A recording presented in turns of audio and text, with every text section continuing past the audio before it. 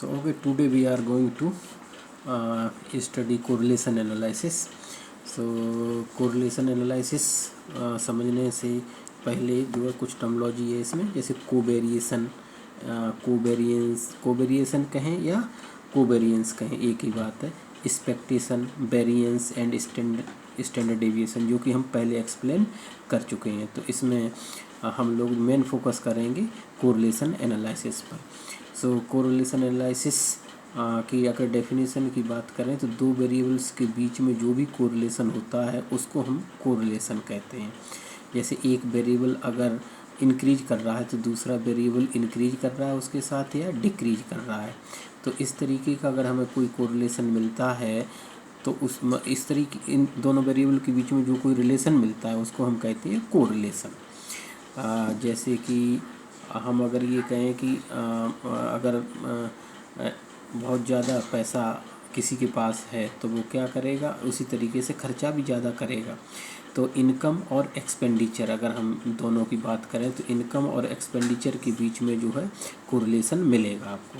इसी तरीके से हम ये कहें कि वेट और हाइट की बात करें, किसी क्लास के स्टूडेंट्स हैं उनकी वेट और हाइट की बात करते हैं, तो जिनकी हाइट ज़्यादा होगी उनका वेट भी ज़्यादा होगा, तो ये भी एक कोरिलेशन होगा। तो इस तरीके की जो रिलेशन होता है दो वेरिएबल के बीच में, such type of relation is known as correlation between the given two variables, and the main definition of this correlation is analysis of covariation between two or more variables is usually called correlation। जो दो variable के बीच में कोवेरिएशन होता है उसी को हम क्या कहते हैं, कोरिलेशन कहते हैं। बाकी तो मैंने नोट्स वगैरह सब आपको भेज रखे हैं, उसको पढ़िएगा, मैं एक्सप्लेन कर दे रहा हूँ।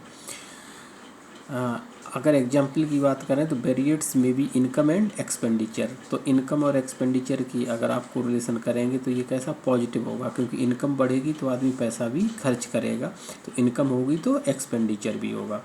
इन द सेम मैनर वेरिएट्स में भी heights and weights of students in a class, so if there will be a taller student than its height will be more than the little student. So there are two examples, variates may be income and expenditure, and second one heights and weight. And other example may be production of wheat in a field depends upon the fertilizer. So if you will give the more fertilizer, then there will be a more production in a field. So there may be other variables also, you may think over it. So now we are going to next step, types of correlation. So correlation may be either it is positive and negative, linear and non-linear, and simple, partial and multiple. So I am going to explain one by one. Positive and negative. So what will be the positive correlation? Positive correlation means if one variable increase, then other must also be increased, then such type of correlation is known as positive correlation. Means that if correlation between income and expenditure, so if income increases then naturally there will be more expenditure. And negative correlation between volume and pressure of a perfect gas, so we know that B is proportional 1 upon P, so there is a negative correlation. If B increases then P decreases, or vice versa. So there is a negative correlation between volume and pressure of a perfect gas. Next, linear and non-linear. Linear means if we draw the graph between the two variables, so if one will increase then other is also increase, such type of correlation is known as linear correlation. Graph is a straight line in such situations. अगर हम graph इसका draw करेंगे linear का तो क्या आएगी, वो straight line आएगी। इसका मतलब ये है कि अगर जो एक वेरिएबल जिस रेशियो से बढ़ेगा दूसरा वेरिएबल भी उसी रेशियो से बढ़ेगा। And non linear correlation, non linear means there will be no constant ratio between the increment of one variable and other variable, then the graph of between these two variables may not be a may not be a straight line, it will be a either parabola or other thing, but it will not be a straight line. So such type of correlation is not known as non-linear correlation. Next one is simple correlation happens between only two variables, then such type of correlation is known as simple correlation. Partial correlation means if one variable is affected by more than two variables, then such type of correlation is known as partial correlation. जैसे example के तौर पर हम ये कहें कि production किस पर डिपेंड करता है, फर्टिलाइज़र पर डिपेंड करेगा प्रोडक्शन किसी खेत में. अगर हम कहें गेहूँ पैदा करना है तो फर्टिलाइज़र कितना दे रहे हैं, उसमें बरसात कितनी हो रही है, उसके साथ ही साथ उस खेत को कितना मतलब जो है उसको उसकी जोता गया कितने बार, उसको हमने कितना बढ़िया उसको तैयार किया है, और वेदर कैसा रहता है उस खेत के दौरान. तो अगर वीट का हम कहें कि प्रोडक्शन है तो वीट का प्रोडक्शन एक वेरिएबल पर डिपेंड नहीं कर रहा है, एक से ज़्यादा वेरिएबल पर डिपेंड कर रहा है, एक से ज़्यादा वेरिएबल पर डिपेंड कर रहा है. तो ये मल्टीपल हो गया, मल्टीपल कोरिलेशन. और पार्शियल कोरिलेशन क्या है? पार्शियल कोरिलेशन वो है जो कि कुछ वेरिएबल तो दिखाई देते हैं, क्लियर दिखाई देते हैं, लेकिन कुछ वेरिएबल दिखाई नहीं देते हैं उसके प्रोडक्शन में. तो इस तरीके के कोरिलेशन को हम कहते हैं पार्शियल कोरिलेशन. हम इसको भी सब कोर्स में, हमारे कोर्स में जो है पार्शियल भी है, मल्टीपल भी है, सिंपल भी है, लेकिन बहुत ज़्यादा पार्शियल और मल्टीपल की स्टडी नहीं करनी है, हल्की से स्टडी करनी है. चलिए तो आगे बढ़िए. अब ये कोरिलेशन अगर समझ गए तो कोरिलेशन जो है हम कोरिलेशन की स्टडी अब किस तरीके से करते हैं, तो कोरिलेशन कोफिशिएंट निकालते हैं, और वो कोरिलेशन जो कोफिशिएंट होता है उस कोरिलेशन कोफिशिएंट को अब स्टडी करेंगे आगे. तो इसको स्टडी करने की, इन चीज़ों को स्टडी करने के लिए कोरिलेशन कोफिशिएंट और कोरिलेशन कोफिशिएंट जो है उसके दो मेथड हैं, एक तो ग्राफिकल मेथड है और दूसरा एल्जेब्राइक मेथड है. तो ग्राफिकल मेथड बहुत अप्रोप्रिएट मेथड नहीं है. क्यों नहीं है? क्योंकि जो ग्राफिकल मेथड से बहुत ज़्यादा डेटा दिया तो स्टडी नहीं कर सकते हैं, ये प्रॉब्लम आती है ग्राफिकल मेथड में, और पिक्चर क्लियर नहीं आती, कुछ पॉइंट ऊपर जाते हैं, कुछ पॉइंट नीचे जाते हैं, तो बहुत सारी चीज़ें छूट जाती हैं. So graphical method is not more appropriate method, that's why we are go forward on the next method, that is algebraic method और analytical method. सो अगर ग्राफिकल की बात करें तो हम इस तरीके से एक वेरिएबल को एक एक्सिस पर लेते हैं, एक्स एक्सिस पर, दूसरे वेरिएबल को वाई एक्सिस पर लेते हैं और पॉइंट ड्रॉ करते जाते हैं. तो कोई पॉइंट कहीं जाएगा, कोई पॉइंट कहीं जाएगा.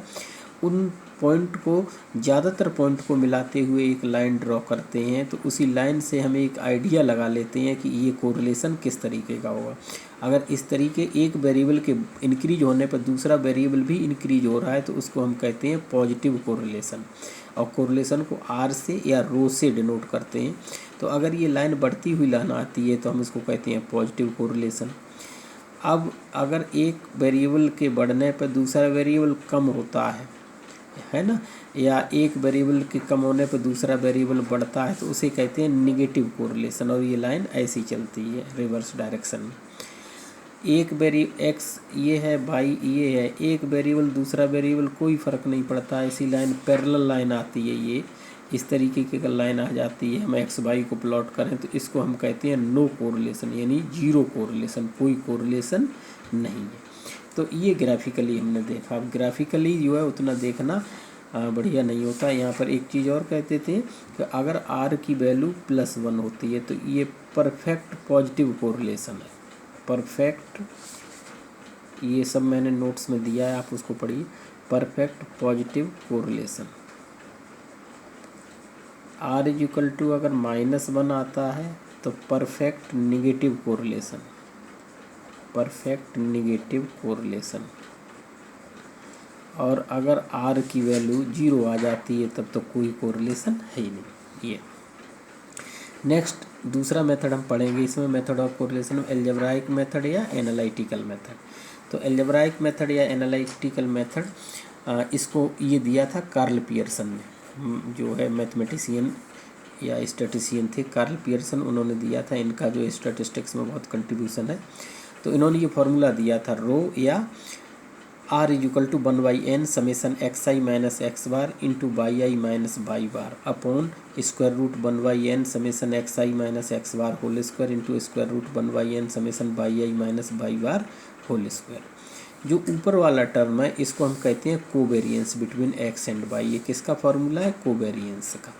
और नीचे ये जो फार्मूला होता है, अगर आप थोड़ा सा जानते हैं स्टेट्स, तो ये फार्मूला जो होता है वो फार्मूला है वेरिएंस का। और ये फार्मूला जो है ये इसको x में है तो ये वेरिएंस ऑफ x है, और ये वेरिएंस y में है तो ये वेरिएंस ऑफ y है।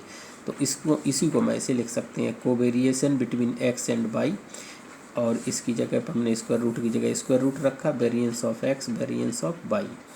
अच्छा, वेरिएंस और स्टैंडर्ड डेविएशन में ये रिलेशन होता है कि सिग्मा एक्स स्क्वायर का मतलब है वेरिएंस ऑफ x, और सिग्मा एक्स का मतलब है स्टैंडर्ड डेविएशन ऑफ x। कहने का मतलब है वेरिएंस का अगर स्क्वायर रूट ले लीजिए तो क्या मिल जाता है? Standard deviation. तो ये चीज़ क्या हो जाएगी? ये सिग्मा एक्स भी इसको हम कहते हैं, क्या कहते हैं? Sigma x. और इसको हम क्या कहते हैं? Sigma by. सिग्मा बाई का मतलब variance of by, sorry standard deviation of by, और सिग्मा एक्स का मतलब स्टैंडर्ड डेविएशन ऑफ एक्स। ये यानी वेरिएंस का स्क्वायर रूट लोगे तो क्या मिल जाएगा? स्टैंडर्ड डेविएशन मिल जाएगा। ये इसी फार्मूले को या तो ये फार्मूला इस्तेमाल करते हैं लोग, या इसको नहीं इस्तेमाल करते हैं तो इसका दूसरा फार्मूला इसी से आता है, n summation sigma x y minus sigma x sigma y upon square root n summation x square minus summation x का whole square into n summation y square minus summation y का whole square. तो ये formula या तो इस्तेमाल करिए, नीचे वाला ज़्यादातर लोग इसी को इस्तेमाल करते हैं क्योंकि इसमें जो है डायरेक्ट आता है, कैलकुलेशन बड़ी होती है लेकिन ज़्यादा याद नहीं करना है।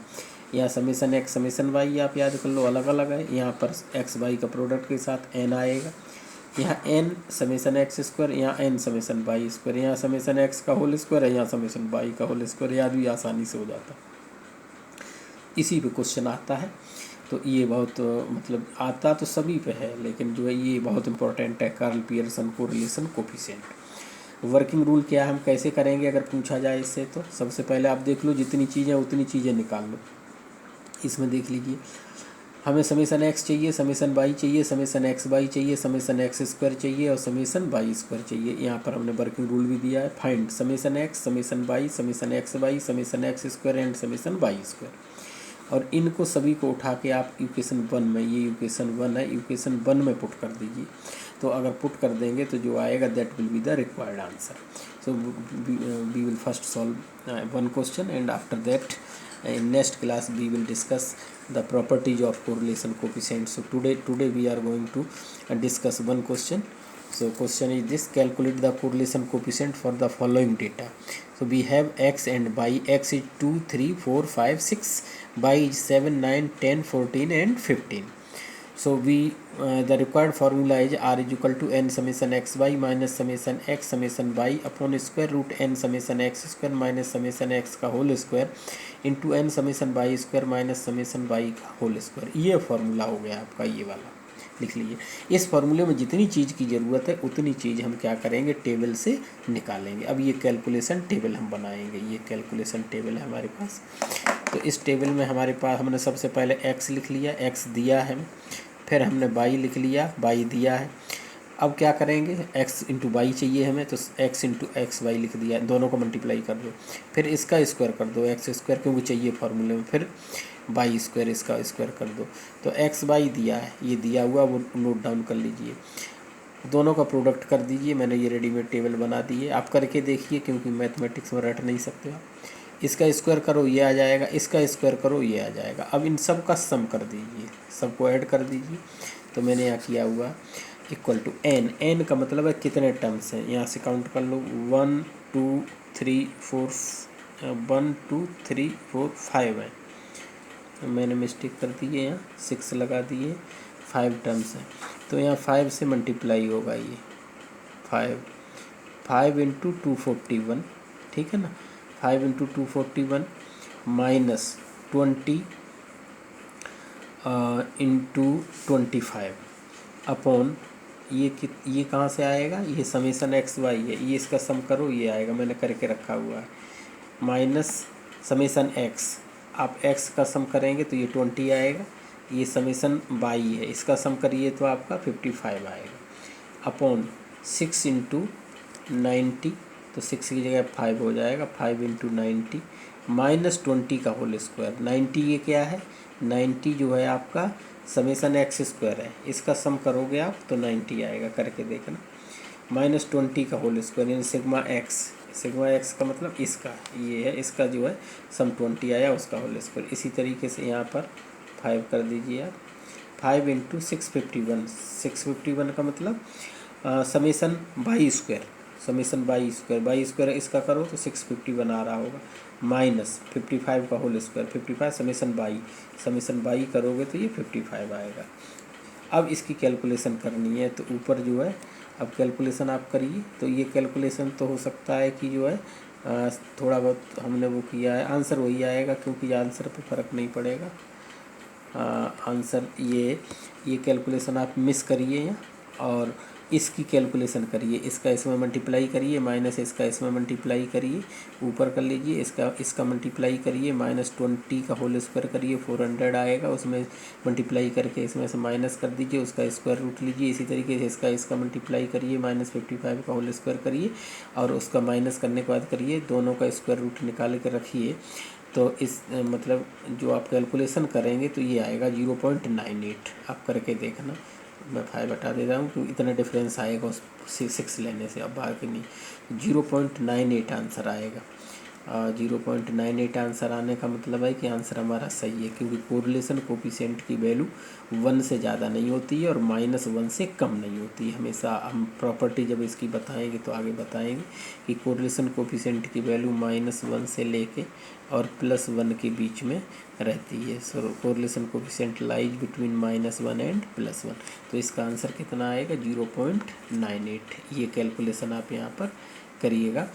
और इसका आप चाहें तो फार्मूला भी इसका होता है, बच्चे फार्मूला बना के भी रखते हैं, डायरेक्ट आ जाता है, लेकिन आप ऐसे भी करेंगे तो आ जाएगा।